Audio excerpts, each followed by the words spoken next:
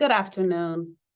Thank you for joining the URA board meeting. I am Tanika Harris, Director of Communication and Community Relations, and we are about to begin our October 12th board meeting for 2023. Chairman Chintalapalli, you do have a quorum, and I present this over to you now. Thank you very much, Director Harris. Yes, welcome. Thank you all for joining us today. First order of business is roll call. Let the record reflect that Councilman Lavelle, Director Innamorato, Director Williamson, and Representative Powell are with us. I do want to take a moment to acknowledge Representative Lindsay Powell as the new state representative and congratulate her on behalf of the board and our team here on her win. So congratulations, Representative Powell. Excited to continue working with you, and especially in this new capacity. Thank you so much. I appreciate it. Moving on, I'm sorry. Just to note for folks who are joining that need ASL interpretation, please view, as it says on the slide, and pin Chad Barnett and Neve Berner Kaddish's video to your screen, and you'll be able to follow the ASL interpretation. Our first order of business is approval of the September 14th, 2023 URA regular board meeting minutes. I'll entertain a motion. So move. Who is second? I'll second. All those in favor? Aye. Aye. Aye. Any opposed or abstentions? Then the motion carries. I do also want to note that Councilman Lavelle, Director Williamson, and I had a meeting with staff on October 5th related to downtown, and then the board met in executive sessions on October 6th for purposes of briefing only for today's meeting, and then our normal executive session in advance of this meeting to discuss administrative matters. With that, I will turn it over to our Executive Director, Shashila Damani-Stanger. Thank you, Chairman. I want to take a moment for us all to pause. We've all seen the terrifying news this week about the terrorist attack. I appreciate President Biden's leadership during this time. He said, quote, "This is not about party or politics. This is about the security of our world, the security of the United States," end quote. Please join me in a moment of silence as we recognize the innocent victims. Thank you.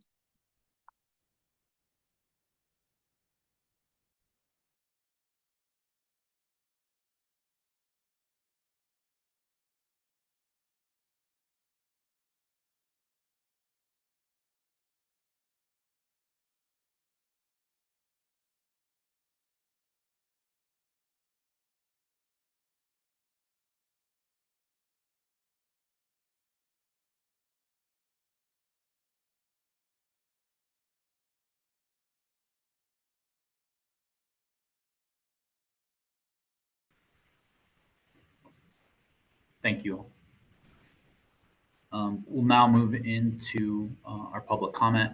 For that, I will turn it over to Director Harris and Kayla Williams.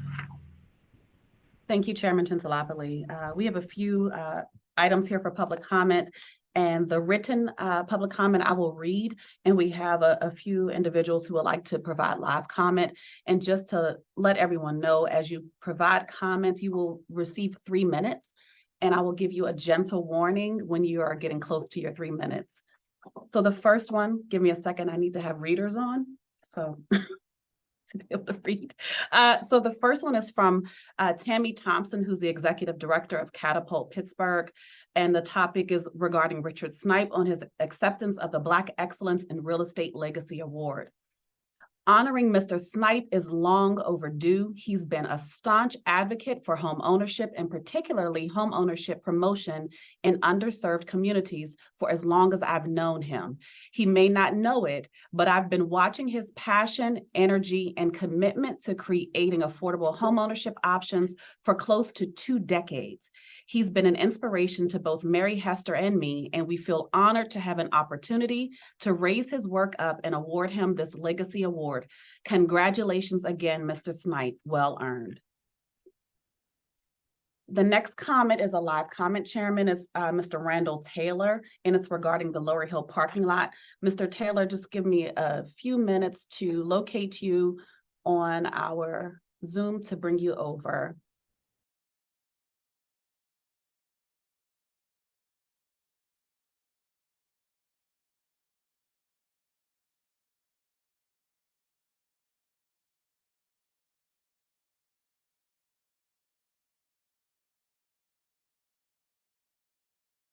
Mr. Taylor, you can begin, and once you start, you will have 3 minutes. Thank Okay, you. so you hear me now? Great. So today, I want to come speak on behalf of the Hill District Consensus Group, and I'm pleased to once again come before this body to congratulate you for hearing some of the concerns of the community. I think that this is an important investment, particularly as we hope it goes into helping more of our people on the Hill repair their homes and remain in their homes.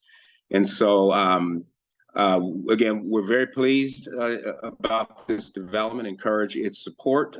We also wanted to publicly thank Mr. Carl Redwood, who had the vision to begin to say that there should be, again, further investments with a pretty unique way of doing it with a dollar car. And so we also wanted to speak about, as we know, the Pittsburgh Penguins have been able to use those revenues since 2004 to the tune of $2 million. And they were very pleased that they had a very steady stream of revenue coming to their organization. So we know that there are less parking spots, but we know that what we would like to encourage that the remaining parking spots are converted into a funding stream for the Hill District. As we know, we think there may be up to $400,000 for the next 3 years that will go into the fund, but that translates into very few homes that we would like to see repaired. So we would like to engage in further conversation with the Urban Redevelopment Authority, Sports Exhibition Authority, and others about how we can continue to build on these historic investments in the Hill District. So I want to thank you and congratulations again to State Representative Lindsay Powell. Thank you.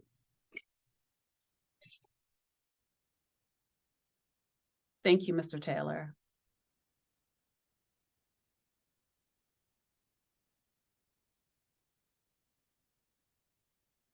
The next public comment we have is written by from Ms. Brittany Collins.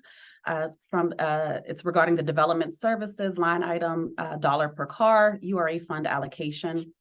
I am writing to you on behalf of the Hill District Collaborative and in partnership with the Hill Consensus Group. We formally submit and advocate for the allocation of the parking proceeds from the URA parking lot to be managed by our newly formed collective.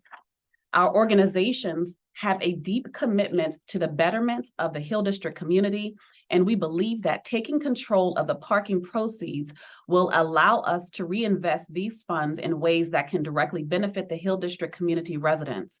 We have come together to form this collective to ensure that these resources are utilized effectively and in alignment with communities' needs and aspirations. By managing the parking proceeds, we aim to address critical issues within the Hill District concerning the following. Number one, housing and infrastructure. We are committed to using these funds to enhance the quality of housing and infrastructure in the Hill District, ensuring that our community remains a safe and comfortable place to live and work. Two, health and well-being. We believe by addressing the immediate needs concerning housing conditions, we will also be investing in healthcare initiatives and programs that aim to improve the overall well-being of our residents. We are aware that there may be concerns and questions regarding this proposal, and we are open to discussing and addressing them in detail. We believe that this partnership with the URA can result in a stronger, more vibrant Hill District, and we are committed to being transparent and accountable for every dollar entrusted to us. We kindly request an opportunity to meet with the relevant parties to further discuss this proposal and elaborate on the potential benefits of this collaboration. We are eager to work together to make a positive impact on the Hill District and appreciate your consideration of our request. Thank you for your attention to this matter, and we look forward to the opportunity to discuss this proposal in greater detail. Sincerely, the Hill District Collaborative, and this was signed by Brittany Collins. The final public comment, Chairman, is from Megan Hammond, and she would like to provide a live comment. So give me a few moments, Ms. Hammond, and I will locate you to bring you over as a panelist. And this is in reference to items 5A and 6B.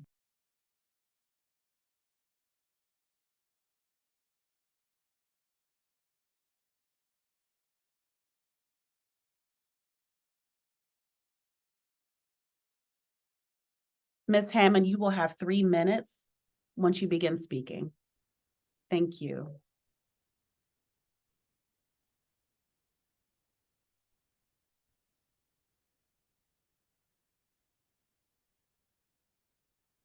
Thank you, Tamika. Can you hear me? We can. We I can. appreciate it. I still can't operate Zoom correctly after all these years. My name is Megan Hammond. I'm the Executive Director of the Fair Housing Partnership of Day on agenda items. Regarding 5A, the own PGH scope expansion, I want to say that I understand that the ARPA funds are time sensitive, but I am concerned that the first and second proposed amendments may undercut the purpose of own PGH, which is to promote traditional homeownership.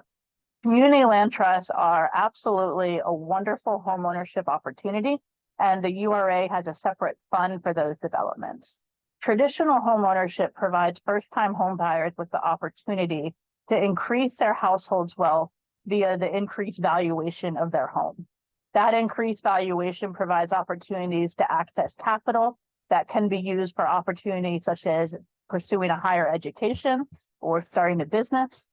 And we also know that there are barriers in homeownership for Black, Brown, and disabled Pittsburghers, as is evidenced in the statistics we have about disparities in homeownership throughout the city.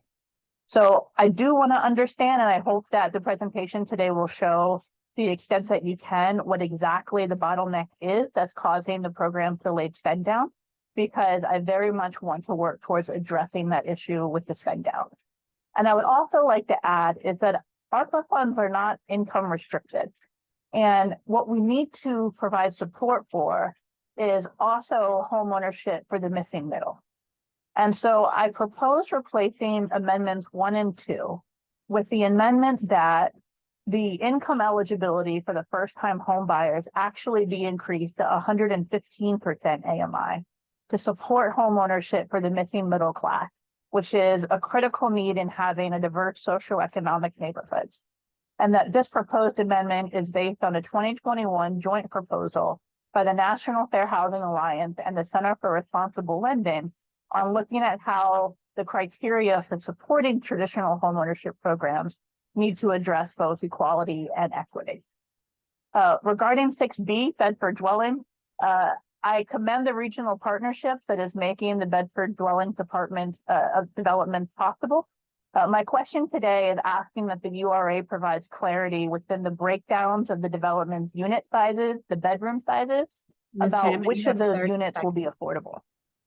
For example, based on the information provided, we know that 99 of the 123 units will be affordable at or below 60% AMI. However, only 19 of the 123 units will be 3 bedrooms. And so how many of those 19 3-bedroom units will be affordable, given our city's need for family-sized units? I appreciate your time and enjoy your board meeting.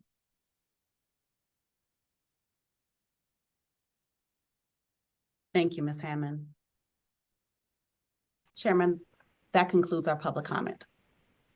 Thank you, Director. We're now going to move into announcements, of which we have a number of them. And for the first one, I will turn it over, or I guess back to Director Harris.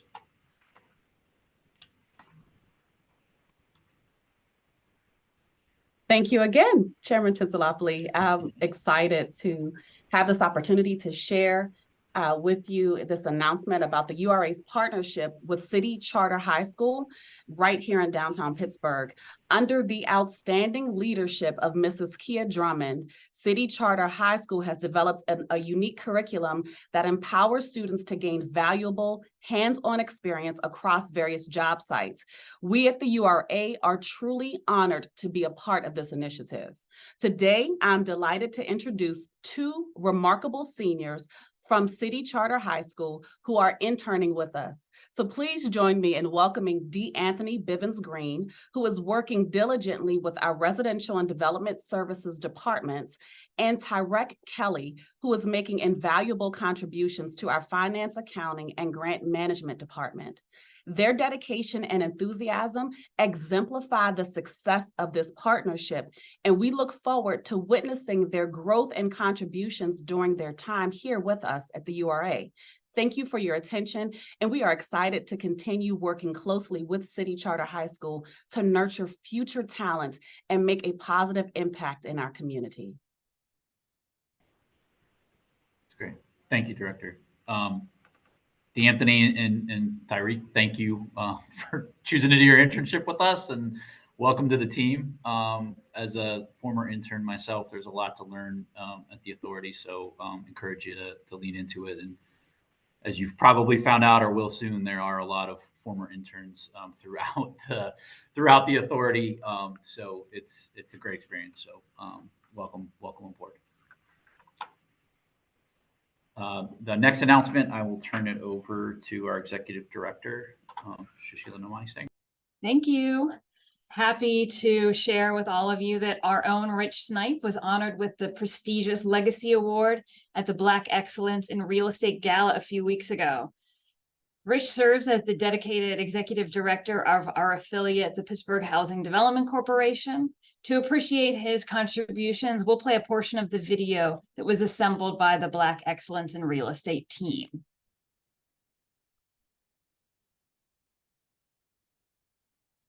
That might be queued up.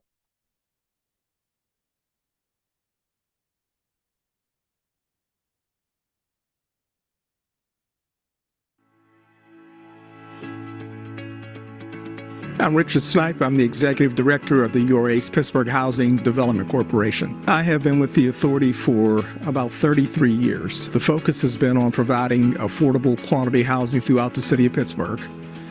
The impact has been great. We have been in almost every neighborhood in the city of Pittsburgh, approximately about 80 plus neighborhoods.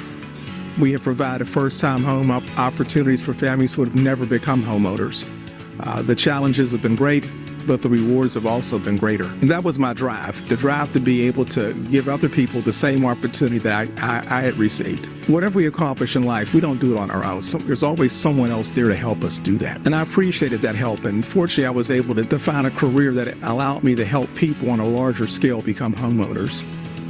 And that career expanded with me landing at the URA. I don't remember the exact number of homeowners you put in homes, but the number is large. It's not just myself doing this. It's a team of people who believe in the need to change communities.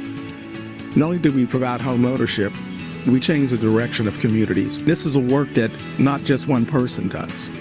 It requires effort, commitment for a lot of different people. I was fortunate enough to be part of that commitment, part of that road to make people's lives different. And so that's what I'll be doing until the end, trying to help people change their life. Rich, congratulations, and we thank you so much for your outstanding service and leadership. Thank you, Director. Yeah, I just want to take a brief moment. I don't know if Rich is on. I did have a chance to call him before because I wasn't able to make the event, but I personally am incredibly thankful and indebted to Rich, to what I just shared during the last announcement, as an intern, and taking the time to sort of pour into me and teach, and be patient, as I was learning a new career. I'll forever be thankful, to him and so many others, but we're honoring Rich today, so Rich specifically. So, and I know he does that with, a lot of his colleagues as a testament to all of the folks who showed up to take the time to honor him at the event and today. So it's a long overdue, as Tammy said in her written comments, and well-deserved and earned, more importantly, honor. So congratulations to Rich and his family.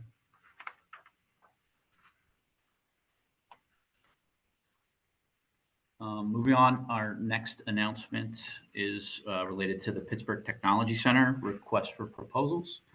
And I will turn it over to Bailey Knapp. All right, thank you. My name is Bailey Knapp. I'm a project manager at the URA. Today, I'm excited to announce that the URA is issuing a request for proposals for the 2 shovel-ready parcels at the Pittsburgh Technology Center. These parcels are 11S44 and 29B315. So a quick overview of the whole PTC site. It's the redevelopment of 48 acres of former industrial land turned into the region's premier research and development hub. So some current companies include University of Pittsburgh Center of Biotechnology and Bioengineering, Carnegie Mellon Entertainment Technology, Hitachi, and several others.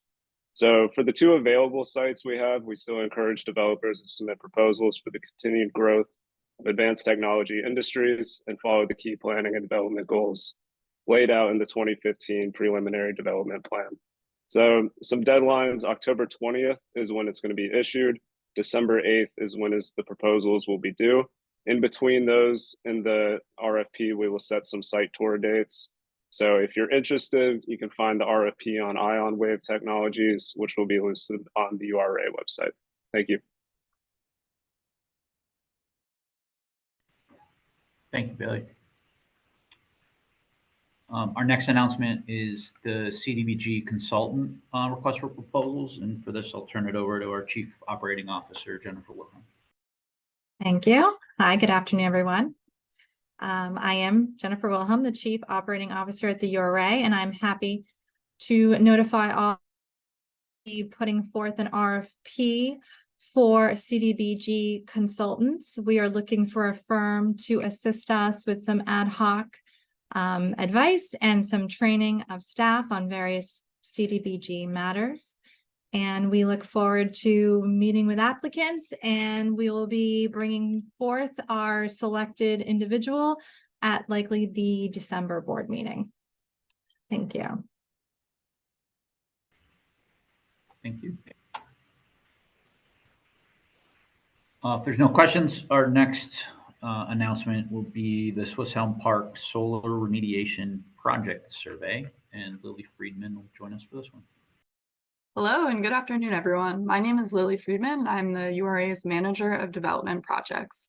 I'm here with you today to announce that the Environmental Protection Agency has published a request for applications for the 2024 Brownfield Cleanup Grant. The URA plans to submit a proposal to support the remediation of a 70-acre property in Swiss Elm Park that was formerly a dumping ground for a waste derivative of the steel manufacturing process known as slag. The cleanup of approximately 22 acres of contaminated land will enable redevelopment of the total 70-acre sites into solar fields and an extension of Frick Park. On October 18th, the URA will host a community input meeting in Swiss Elm Park to request public comment about our application.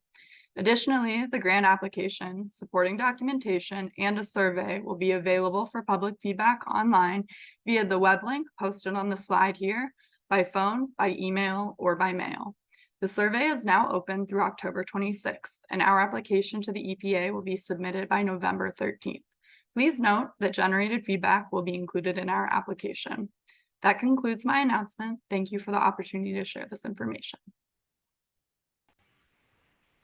Thanks, Lily.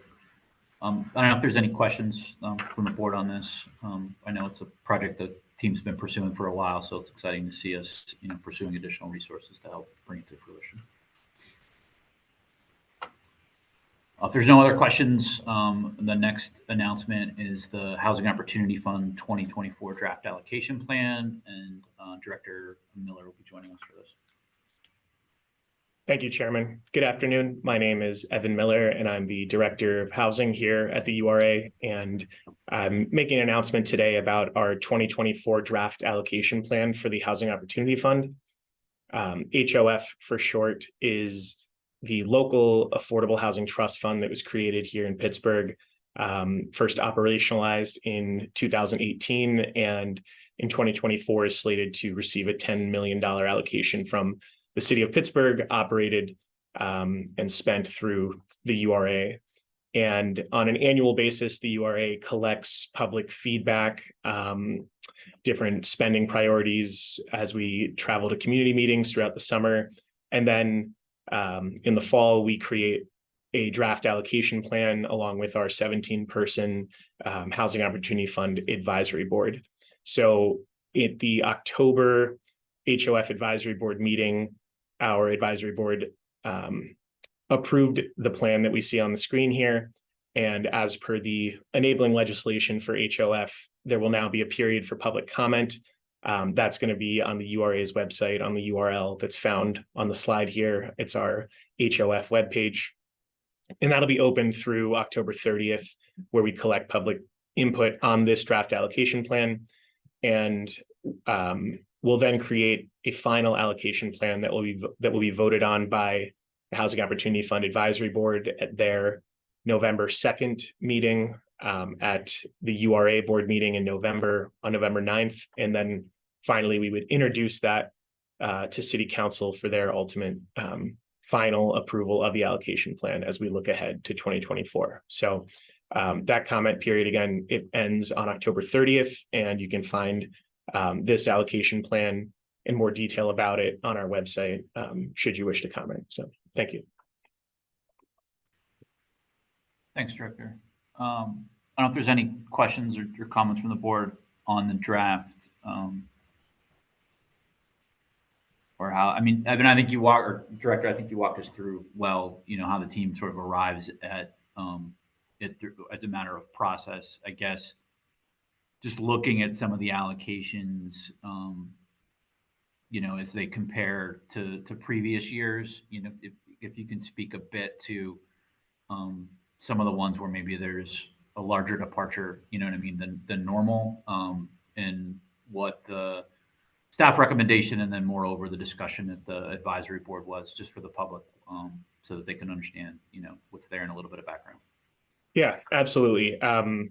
And we'll also go more into detail with this in November as well, once we have a final plan. But I would say that this allocation plan is reflective of an emphasis on consumer-facing programs that are run out of the Housing Opportunity Fund. So there's a pretty significant increase to the homeowner assistance program, which helps low-income homeowners make repairs to their home. It's a really in-demand program here at the URA, as well as an increase to our housing stabilization program, which helps renters and homeowners actually who are facing some type of short-term housing crisis with financial assistance. So it's more of a social service compared to many of the other bricks and mortar programs that the URA operates. And then a significant increase in funding for the legal assistance program, which kind of ties into the housing stabilization program, but helps to provide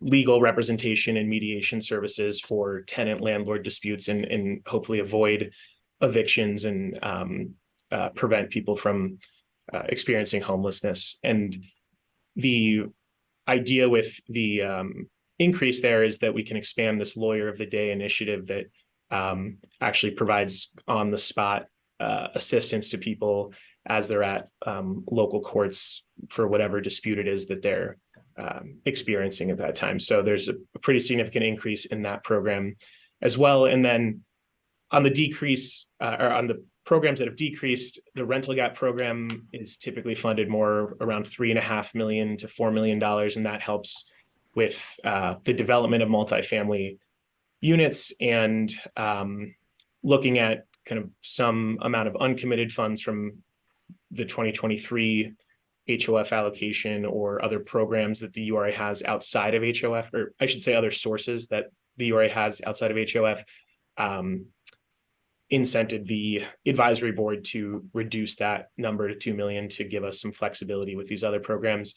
And then the zero that we're seeing with the small landlord fund, which is a program that helps landlords that might own a 2 or 3 unit building make repairs, and in exchange, they need to accept housing choice voucher holders. We're working on upping the utilization of that program, but right now we have most of our 2023 allocation still available for that program. So we felt comfortable with a 0 for this year in the hopes that we'll be funding it in future years. Thank you, Director. Yep. Any other questions, comments from the board on the draft plan? This is just a comment. I want to say thank you, Director Miller, for the increased funding for the legal assistance program. We've heard several times over from community members how important that program was when it was a pilot, when we first introduced it, and how critical it's been to making sure people can stay in their homes and they have obviously access to smart legal advice and legal care. So thank you for extending and expanding that program, and very excited to make sure that we are continuing the good work that folks have done in this space.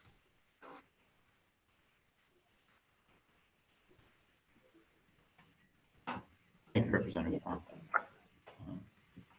Any other questions or comments? Seeing none, we will move on. Thanks, Director. We will move on to the next announcement for the Greater Hill District Neighborhood Reinvestment Fund Home Repair Program update. Joining us for this will be Julia McMahon. Hi, hello, members of the board and the public. My name is Julia McMahon, and I'm a project manager. I'm here today to provide an update for the Hill Home Repair Grant Program, which was announced at the August URA board meeting of this year. Just as a reminder, the program uses funds allocated from the Greater Hill District Neighborhood Reinvestment Fund to award grants up to $20,000 worth of home repairs for Hill District homeowners. Currently, $465,000 have been allocated for home repairs. The application window was open between August 16th and September 29th. In total, 285 applications were received and are currently under review by URA staff. Because of the high volume of applications, applicants should not expect correspondence from URA staff before November 3rd, 2023. Thank you. Thank you, Julia. I don't know if there's any questions or comments from other board members. Just a quick thank you. Just a quick thank you to Julia, Tanika, and others who may have worked on this. I know they've spent a lot of time both in the community, working with actual individuals, working to apply, assisting them. So I just know they put a lot of work into this. I just want to thank them for their time and efforts. Thank you, Councilman. Yes. And lots of people at the URA working on it now. Yeah, I'd echo the councilman's gratitude to the team. I know it's been an all hands on deck approach to do the outreach, go through the applications, have office hours in the community, knock doors, and interface with all the community groups who've advocated for this and continue to do so. So do thank the team, for all your efforts to this point and those going forward, because I know there'll still be a lot of work to do. And I think just seeing in the short amount of time we had this open, the great need that's in the community sort of speaks to the need to secure additional resources, as well as really just underscoring and a testament to staff, and the URA, the leadership that staff showed to be, to offer to take this on. So personally, thank you, and on behalf of everyone, nothing but gratitude. So thanks.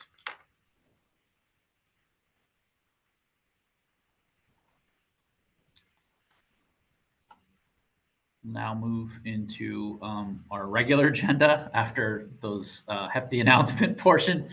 Our first set of items will be in residential lending and investments. The first one is a non-voting item. It's the OMPGH scope expansion. And for this, I will turn it back over to our housing director, Evan Miller. Thank you again, Chairman. Evan Miller, I'm the Director of Housing, and as the chairman said, this is a non-voting item this month. It's a presentation of additional allowable uses for the own PGH program that the board will be voting on it in a future month here to come. So the own PGH homeownership program was launched in late January of 2023. And to date, we've funded and closed on over 40 homes with low-income buyers under 80% AMI, with 10 more scheduled to close this month, probably a few more rolling in the door as well. We've currently been working with the Housing Authority of the City of Pittsburgh to provide up to $90,000 in deferred grant and loan financing to first-time home buyers here in the city. We had been working with 3 partner banks, and we are now in the process of rolling on 4 more at this time. So the deferred financing part of the program is ramping up. It is a process that we are working through, but we're really proud of the steps that we've made thus far. But that being said, in order to fully commit and expend the allocated funding for own PGH, the staff are recommending that we create some expansions and modifications to the own PGH program to allow for flexibility and make sure that we're able to leverage this funding that really is not a common opportunity for the URA or the city to have. So to walk through what some of those changes are, the first is allocating a portion of the own PGH ARPA funding for nonprofit developers to utilize this source for construction grant financing, ultimately delivering affordable for sale homeownership units to buyers at or below 80% AMI. This would look a lot like how our current for sale development program works. And in response to the comment we heard earlier, I would say that this is more not so much fueled by a bottleneck on the buyer side. It's more just understanding we have a very short time frame here and wanting to provide ourselves an expanded suite of options to use this funding. We'll still continue to very much throw our proverbial weight behind traditional home purchases and using own PGH in that manner, but this is a need that we're seeing among nonprofit for sale developers, and we think that own PGH could be a good addition to kind of the toolkit for what nonprofit developers could work with here in the city. The second proposed adjustment is to allow for any income eligible home buyer, not just a first time home buyer, to utilize the program. They would still only be able to own one home after their own PGH closing. So that's targeting current homeowners who maybe have had a change in their size of their family, or for whatever reason they need to make a move, and utilizing own PGH would open up more opportunities for them to be able to do that.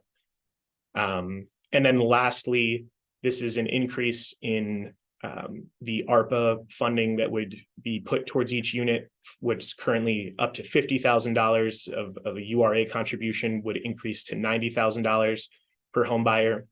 This doesn't increase the overall $90,000 cap per home buyer. It is really just in anticipation that at some point the Housing Authority of the City of Pittsburgh may not have the funding to contribute in terms of how we're currently operating on a kind of dollar for dollar match with the Housing Authority. But should the Housing Authority not be able to keep pace with the spending of own PGH and the inflow of buyers, we want to make sure that there's no interruption of services and that we're able to continue assisting home buyers should that occur. So that's why that third option is listed there. So we will have this open for public input. These changes listed on our the URA website. There's information here on the slide. It'll be posted right at the top of our board meetings webpage, where you could go to a jot form and input your comments, or we'll have a phone line as well for those who want to call in and leave a message with their comments. Those will be considered as well. So that comment period will be open until Tuesday, October 31st at noon. And at that time, we'll compile the comments and continue working on what the formal changes to this program will be. And we'll be back to the board to present on what that is going to look like. So again, a non-voting item today, and we'll be back to talk more about this in future months, but I'm happy to take questions. Thanks, Director. Any questions or comments from the board?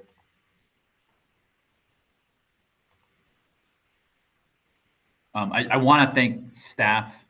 If there aren't any other questions or comments, I do want to thank staff for the work that you've done on this to think through other options available to begin to make the product more widely accessible. I know in addition to the spend down, there is obviously tight supply out there now too. So I'll be interested for the conversations with some of the nonprofit development community development corporations that work in this space to see how many sort of units they'd be able to bring online, so that we're ensuring to add to the supply for the folks that we know are interested in buying and maybe bidding against each other in certain instances for the same home. So I think there's another added benefit on that piece. And then additionally, I know in the public comment portion from Ms. Hammond, there was a question related to potentially increasing the income qualifications. Just for the public's understanding, I know there's different ways. There are two ways that the ARPA funds can be qualified, either under economic impact, which have some more constraints, or under lost revenue. And Director or Chief Wasser, how are these funds qualified? Like under economic impact or under lost revenue?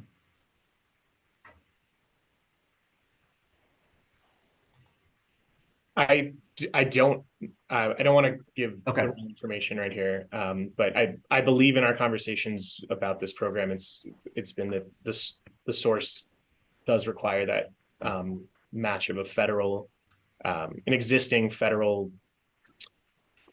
home housing program, whether it's for home ownership or rental, but we need to meet those standards, and we've yet to find one that will go up above 80%. Okay, thank you. Any other questions or comments from board members? Okay, thanks again for all your work on this. Oh, go ahead. Sorry. This was just a quick one. Director Miller, I know this is a little bit out of scope for today, but in line with some of the questions from last week about the kind of connective tissue between our lending institutions and our timeline internally, and how this is a pilot, but how in some instances past it's been difficult for our buyers to secure their homes because of misalignment between the lending timeline and ours. Are we working internally on trying to rectify that as we're starting to expand our scope as well? Yes, we are. We're working with our lending partners to figure out where we can streamline. We are also considering some of the flexibility that could be afforded by increasing the per unit ARPA subsidy would remove a layer of inspection that the housing authority requires. So there's ways that we're looking at making this a faster process and a smoother process for everybody involved. I appreciate it. Thank you to you and the team for all your hard work on this. Yeah, thank you.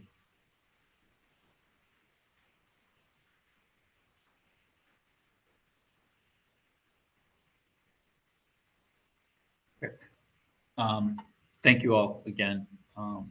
Our next item on the agenda is in Garfield. It's 438 North Fairmont, and Victoria Jackson will be joining us for this one. Good afternoon. My name is Victoria Jackson, and I'm a lending analyst with the Residential Lending and Investments Department here at the URA. City of Bridges Community Land Trust requests grant financing in an amount of up to $200,000 to finance the construction costs associated with the rehabilitation of 438 North Fairmount Street in the Garfield neighborhood. The property itself is comprised of 2 condominiums, of which, each of which is a 2-bedroom and 1-bathroom unit. Each of the units will be sold at a sales price of $140,000 to a home buyer at or below 80% AMI. These units, which have been vacant for 10 years, are being developed in response to the goal outlined in the Garfield 2030 plan to increase the quality of housing and reduce vacancies in the Garfield neighborhood. As such, City of Bridges anticipates beginning construction in November 2023 and completing the project in June 2024. The proposed $200,000 grant will be sourced with CDBG 2020 funds. Each unit will have a 99-year affordability restriction. These properties will also be included in the land trust through which City of Bridges will maintain its own 99-year ground lease and affordability period. Regarding additional financing, this project will utilize lines of credit from PNC and Univest Bank, Hillman Foundation grant funding, and a DCED blight remediation grant. So once again, we are requesting approval for a for-sale development program grant in the amount of up to $200,000 to finance the rehabilitation of 438 North Fairmount Street. Edna Sir, Executive Director of City of Bridges, is also here today to answer any questions you may have about the project. With that, I will open the floor for questions. Thank you, Victoria. Ed, I don't know if there's anything you'd like to add to Victoria's presentation before we ask the board for any questions.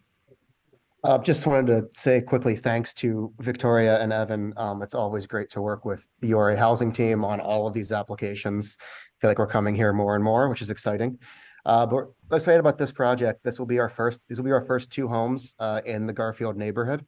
And also, this is a unique sort of pilot for us. These will be the first condo units the City of Bridges develops. So this is an upstairs, downstairs duplex, and both units are going to be sold.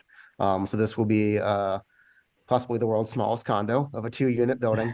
But I think, we've talked previously with this body about the need to understand how we can do soft density, how we can achieve economies of scale because of, frankly, the cost of development and the stagnant wages that our city is facing. And so trying to navigate that to figure out how we can bring more tools and more options for home ownership to more folks is really important. And actually a relatively low cost of $325,000 a unit, relatively speaking, for home ownership. This is a great per unit cost for us. So we're really excited to see how this goes and hopefully be able to build on this success elsewhere in the city. Thank you. Any questions, comments from board members?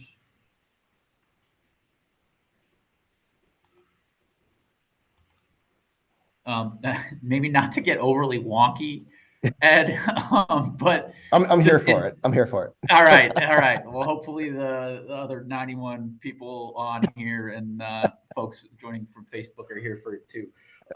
But just given the conversation during comment, and I guess to just help sort of familiarize folks with, the way a land trust works and how it does balance, permanent affordability with still the ability for the owners to build, some equity, and how you all maybe think about it, structurally, within that, and that it is a balancing act, maybe not prohibiting one in service to the other. So. Yeah, exactly. I mean, it is always a balancing act. And it is, frankly, at times more art than science when you talk about preserving long-term affordability and also allowing folks to build equity and create that intergenerational wealth. One of the things that we talk about a lot at City of Bridges is expanding the definition of what it means to create wealth, right? So we've served 26 homeowners in our first 4 years. Those 26 homeowners, 25 of them are paying less on their mortgage than they were paying in rent when they bought their homes. And so setting aside the fact that they are on a monthly basis building equity in their home through both resale appreciation and paying off their mortgage, they're also saving money on a monthly basis because their housing payment is less now than it was, and they're investing in themselves and not in their landlord. So I think that's a really important thing to keep in mind. Then also, when we talk to our homeowners, right, there are homeowners that didn't have savings accounts when they bought our homes, who now have savings accounts. And so the stability of home ownership in and of itself, knowing that your housing payment is set, it's not, you have a fixed interest rate, your taxes, your insurance will go up a little bit, but your principal and interest payment are the same for the next 30 years. That stability can be leveraged by a lot of individuals to build wealth, and to set themselves up for themselves and their family up for sort of long-term financial success. So a lot of times it's about expanding that definition of what it means for a homeowner to create wealth through home ownership. Thank you.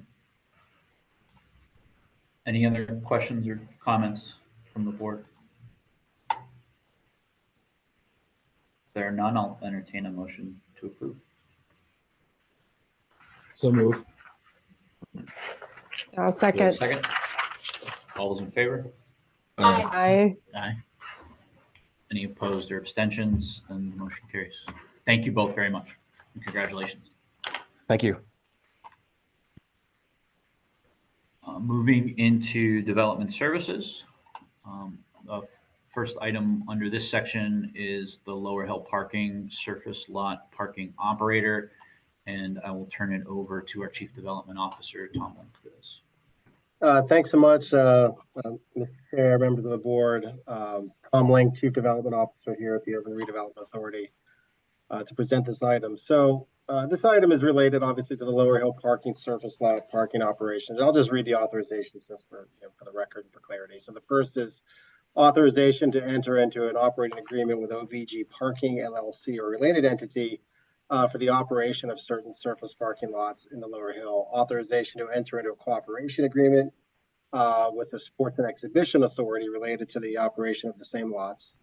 Well, not the same lots, just to be clear. The URA and the SCA have separate lots, but the certain surface parking lots in the Lower Hill District. And then the third is authorization to provide a $1 per parked car payment from URA parking lot operating revenue. Proceeds to be remitted by the URA annually for the 3-year period to a fund to be determined by the URA for the general purpose of Hill District home repair and improvement projects. So stepping back for a second, for everyone's knowledge and for the public for sure, you can see here on the aerial photograph here in the board presentation, the lots we're talking about are the 2 lots in the Lower Hill site that are not circled here, rectangled, I guess, in red that the URA owns as to to that site. These lots have until October 23rd, actually, which is obviously coming up, have been under operation through a separate agreement. That agreement is expiring, and it's necessary to enter into a new agreement for the operation of these lots.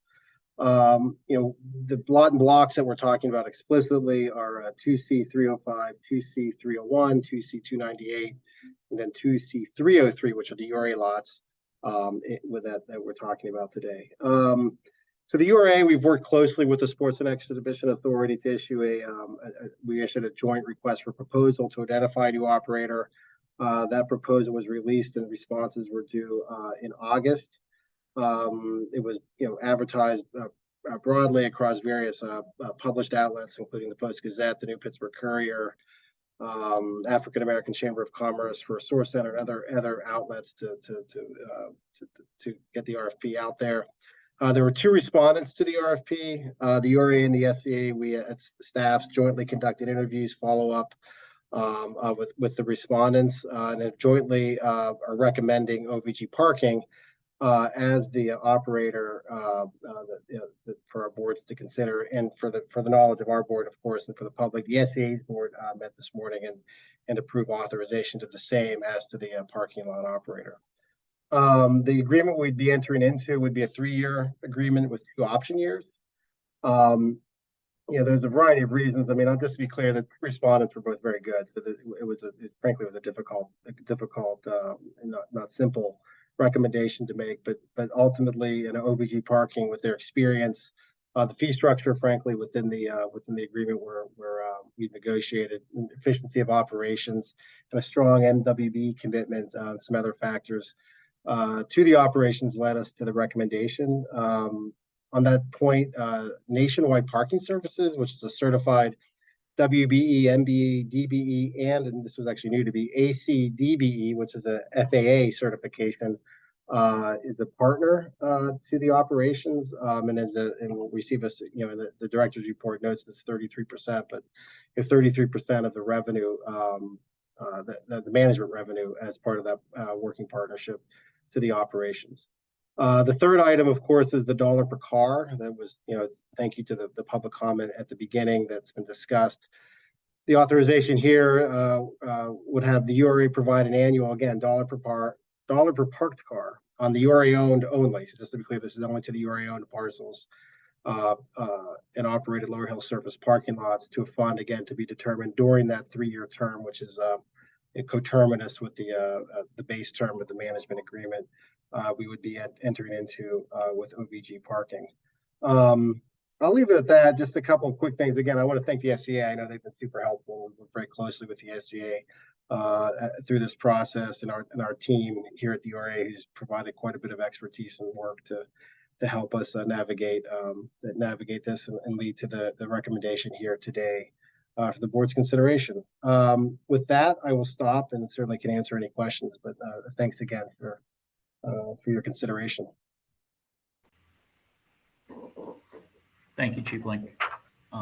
Questions, comments from board members? No questions, quick comment. It was done when we started, but it's also worth doing it again and noting that the dollar a car concept has been around for many, many years, more than about 12 or 13 years actually now. And it really started with Carl Redwood, then picked up by the consensus group, and then picked up by the larger community as a whole to push for economic development within the community.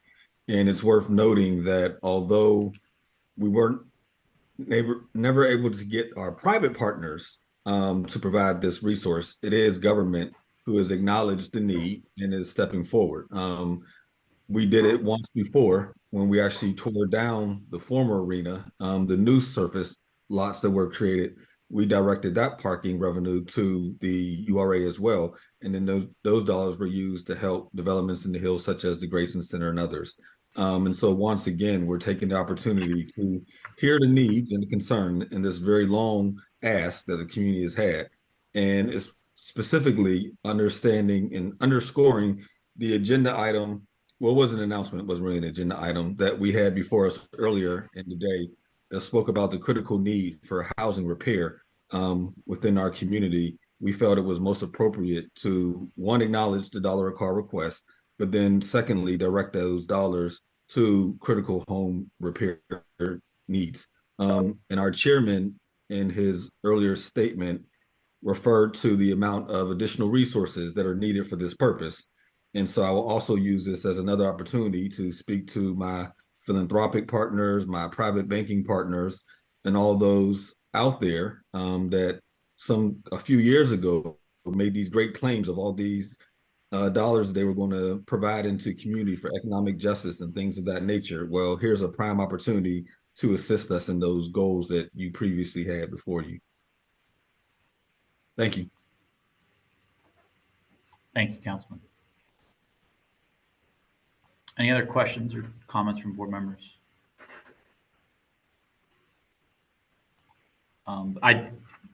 Councilman, I'd echo everything that you said. I want to thank, the community for their persistence on this and advocating for it, most certainly, and thank, you for your leadership, the mayor for challenging us on this, and the staff for, figuring out a way to finally honor, this longstanding request, from the community. So if there are no other questions or comments from board members, I'll entertain a motion to approve the 3 authorizations before us. Motion to approve. Second. All those in favor? Aye. Aye. Any opposed or abstentions? Great, the motion carries. Thank Thank you. you. Take care. Our next item on the agenda is in the Middle Hill with Bedford Choice Phase 1, our final board actions. And I will turn it over to Brandon Wilson for this one. Good afternoon, everyone. I am Brandon Wilson, and I am a project manager with the Development Services Department at the URA. Today, I am requesting that the board accept final drawings, final evidence of financing, and execute a deed for the sale of 28 lots located on Reed, Roberts, Miller, Heldman, and Colwell Streets in Pittsburgh's 3rd Ward to Reed Roberts Limited Partnership or a related entity for $253,880 plus costs. This site assemblage will be the location for the first phase of new housing constructed for the Bedford Choice Neighborhoods Initiative. The site is currently vacant land with 28 parcels owned by the URA and the remaining parcels on the site owned by Trek Development, Inc. This project will be a team development effort between the Housing Authority of the City of Pittsburgh and the seasoned housing developer Trek Development, Inc. Together, the team will be utilizing 4% and 9% low-income tax credits, as well as CDBG and ARMDC dollars for Allies and Ross Management Development Company to fund the endeavor. The total development cost will be $772,347. This will be a mixed income residential development with 123 units. 99 of the units will be rented at 30 to 60% AMI, and 24 units will be market rate. Additionally, to address the question from earlier, 14 of the 19 3-bedroom units will be affordable. 90 of these units will be 1-for-1 replacement units for Bedford dwellings, which will be demolished and rebuilt as the main component of the Bedford Choice Neighborhoods Initiative. The last time this project was put to a board vote, the proposal package was approved. Since then, Trek Development has revised the project's drawings, finalized its finances, and gotten MWBE plan approval. This is the last time the project will be presented to the board publicly prior to the sale of the property. That concludes this presentation. Thank you for your time. And I would like to mention that we have Addie Cullen and Bill Gaddy from Trek Development here to say a few words and answer any additional questions. Thanks, Brandon. Addie or Bill, anything you'd like to add to Brandon's presentation? No, thank you. It was a good presentation, and we're really excited to get started on this important project. Any questions, comments from the board? I know we've seen this one a couple times, but we are now at the finish line, so to speak. So, Councilman, the first finish line. Glad we're finally here.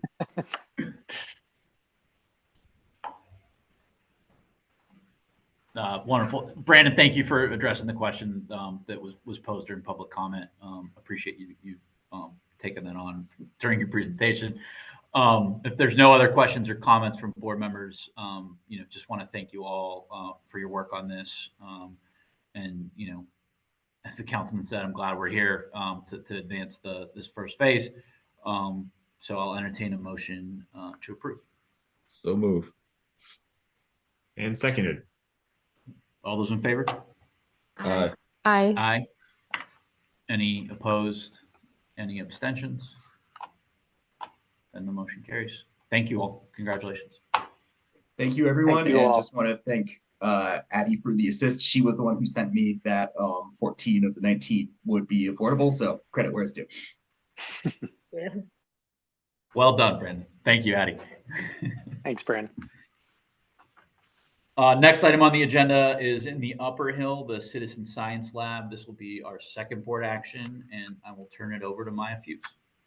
Hi, everyone. My name is Maya Fuse, and I'm a project manager in the URA's Project and Asset Management Department. Today, I'm requesting approval for the proposal in form of disposition contract for the listed parcels here for the Citizen Science Lab located in the Upper Hill District. Next slide, please. This will be a two-phase project, which will include the new headquarters for the Citizen Science Lab, which will be equipped with 5 state-of-the-art instructional laboratories.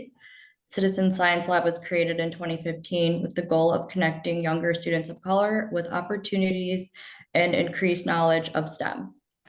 This total project cost is $5.97 million and have secured grant funding from the R.K. Mellon Foundation and the Hillman Foundation. On March 10th, 2022, Citizen Science Lab entered into exclusive negotiations with URA. And since then, the project has been finalizing their capital stack and obtaining needed approvals for their MWI narrative, and their schematic architectural designs. As part of the URA's disposition process, this project will come in front of the board 2 more times for additional approval. And then Dr. Andre Samuel, who is the founder and current CEO of Citizen Science Lab, is also here today to provide additional comments and to answer any questions that you may have. Thanks, Maya. Dr. Samuel, anything you'd like to add to Maya's presentation? Yes. So just one slight correction. We have to state that the funding from R.K. Mellon and Hillman has not been secured yet. So I just wanted to make that clear. And then I also just wanted to say thank you very much to Maya and the team and everyone at the URA for working with us and being so patient as we go through this process. You guys have been a big help as we go through this for the first time. So other than that, I really have no other comment other than we're really excited about this project, and we can't wait for it to come to fruition if all goes well and if the board so sees that we are fit to move on to the next stage. We are looking forward to this project. Thank you. Thank you, Dr. Sam. Any questions or comments from board members? Although the funding hasn't been secured, given how excellent of an organization Citizen Science Lab is and how tremendous of a project this will be, especially in coordination with a lot of other development in the area, we're going to speak that one into existence. I was going to second the councilman. Citizen Science Lab has a, outstanding and tremendous impact in our communities, and alongside with the other exciting tech work that's happening in the Hill District and other places. It's really exciting to see this. So congratulations to you, and wishing you and the team continued success. Okay. Motion to approve. We have a motion to approve. Okay. We have a motion. Do we have a second? Second. All those in favor? Aye. Aye. Aye. Any opposed or abstentions? Great. The motion carries. Thank you both. Hopefully we'll see you back here soon to take the final vote and for approvals. With that, we have our consent agenda as the next item.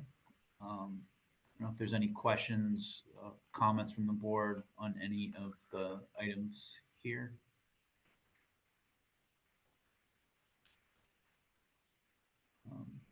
Seeing none, I'll entertain a motion to approve the consent agenda in its entirety.